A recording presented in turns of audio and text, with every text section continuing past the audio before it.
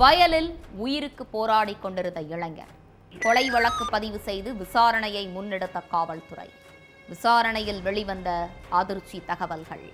தாலி கட்டிய கணவனை கூலிப்படையை ஏவி மனைவியே கொலை செய்தது ஏன்? கொலைகார கும்பல் சிக்கினார்களா? கொடூர கொலைக்கான பின்னணி என்ன?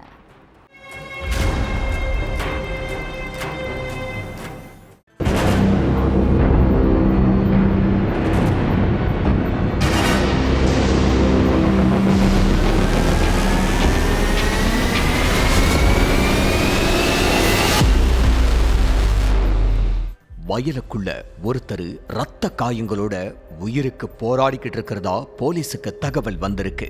உடனே சம்பவ இடத்துக்கு போய் போலீஸ் பார்த்தப்ப இளைஞர் கழுத்தறுக்கப்பட்ட நிலையில இருந்தது தெரிய வந்துச்சு.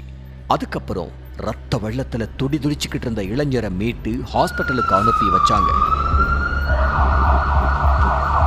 விசாரணையில அவர் பேரு சுரேஷ்ங்கிறது தெரிய வந்திருக்கு.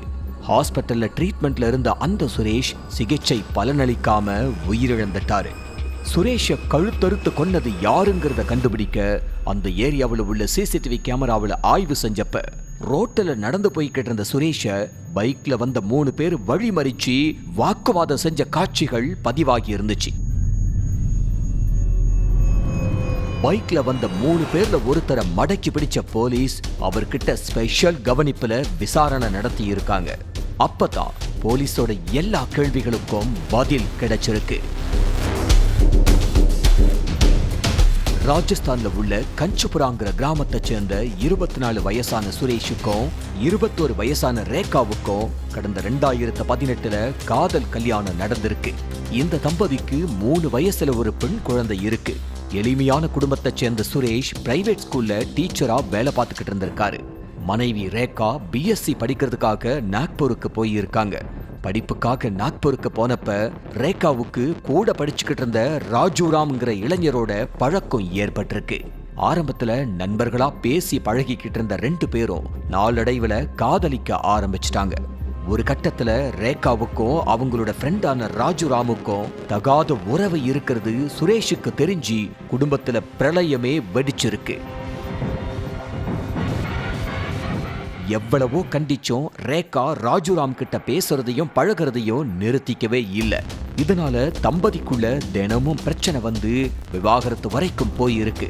ஆனா மகளோட எதிர்காலம் பாதிக்கப்பட்டுரும்னு நினைச்சு விவாகரத்து முடிவிலிருந்து பின்வாங்கி இருக்காரு சுரேஷ்.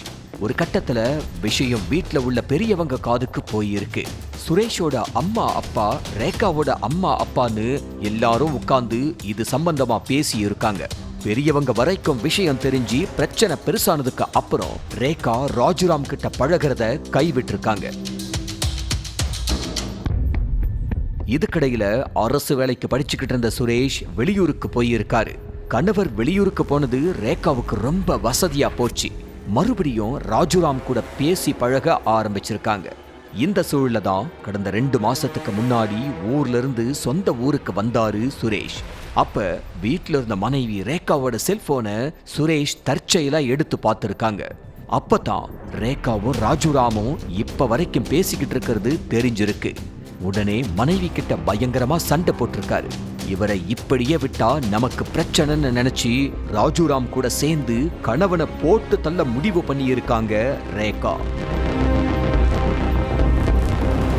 இந்த கொலைய கச்சிதமா முடிக்கிறதுக்கு கூலிப்படை கும்பல் கிட்ட டீல் பேசினதே ராஜுராம் தான். கூலிப்படையை சேர்ந்த 2 பேரை கூட்டிக்கிட்டு கச்சுபுராவுக்கு வந்திருக்கான் ராஜுராம். சுரேஷ் எப்ப தனியா போவார்னு இன்ச் பை இன்ச்சா ஸ்கெட்ச் போட்டு கொடுத்திருக்காங்க மனைவி ரேகா. ரேகா சொன்னதை வச்சு இரவு 9 மணிக்கு மேல வயலுக்கு பக்கத்துல தனியா நடந்து போன சுரேஷ கூலிப்படை கும்பல் ரவுண்டு கட்டி இருக்கு. அதோட மறைச்சு வச்சிருந்த பயங்கர ஆயுதங்களால சுரேஷை கீழே தள்ளிவிட்டு கழுத்து அறுத்திருக்காங்க. நிலை தடுமாறி கீழே விழுந்த சுரேஷோட உயிர் ஊசலாடிக்கிட்டு இருந்திருக்கு. இப்படியே விட்டா இவன் பழைச்சிருவான்னு நினைச்ச கும்பல் இரும்பு ராடால அடிச்சு கொலை பண்ணிட்டு மின்னல் வேகத்துல எஸ்கேப் ஆயிருக்கு அந்த கூலிப்படை கும்பல்.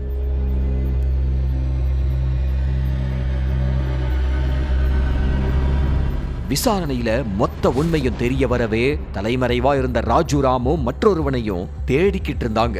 கொலையாளிகள் 2 பேரும் நாக்பூர்ல பதுங்கி இருக்கிறதா தகவல் கிடைக்கவே ஸ்பாட்டுக்கு போன போலீஸ்காரங்க 2 பேரையும் சுத்தி வளைச்சிருக்காங்க. அப்போ 2 பேரும் போலீஸ்கிட்ட இருந்து தப்பிக்க முயற்சி பண்ணப்ப காவலர்கள் அவங்கள துப்பாக்கியால சுட்டு பிடிச்சு விசாரிச்சதுல நடந்த எல்லாத்தையும் ஒண்ணு விடாம கக்கி இருக்காங்க. அதுக்கப்புறம் கொலைக்கு முக்கிய காரணமா இருந்த ரேகா, காதலன் ராஜுராம் உட்பட 4 பேரை கைது பண்ணி சிறையில தள்ளி இருக்காங்க போலீஸ்.